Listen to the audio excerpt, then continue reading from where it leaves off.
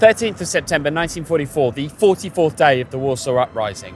The battle in Praga on the eastern side of the river has so far been relatively quiet. The Poles tried to take the northern part of Praga, but they were very quickly defeated by the German units there. Now, this is the front line. Soviet artillery starts to open up on positions on the eastern side of the river. The Russians indeed are coming. Over 150,000 troops are squaring up against 60,000 German troops.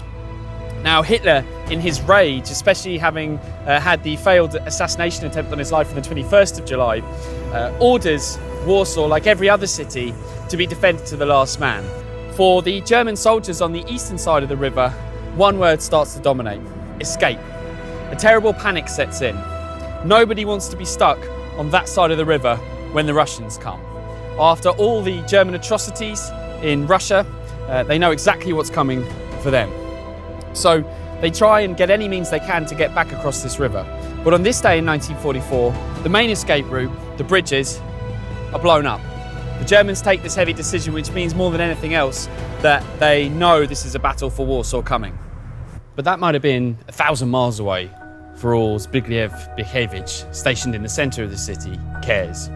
On this day in 1944, he assembles his men and checks their ammunition.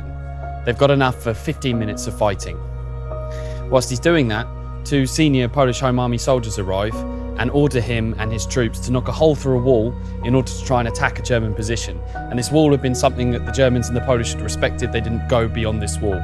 So Blichiewicz is incensed because they're going to have to break this little mini pact. Not only that, but they're going to have to smash through a wall in broad daylight.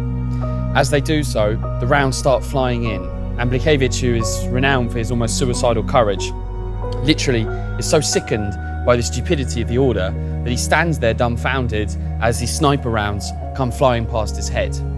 Earlier in the battle for the Old Town, one of his fellow soldiers had recounted how, as they were ordered into attack, Blichiewicz had jumped up onto the barricade, which was opposite the German troops, and had turned around, sat on the barricade and given his men and soldiers a rousing speech before they went into attack, again with bullets flying past him.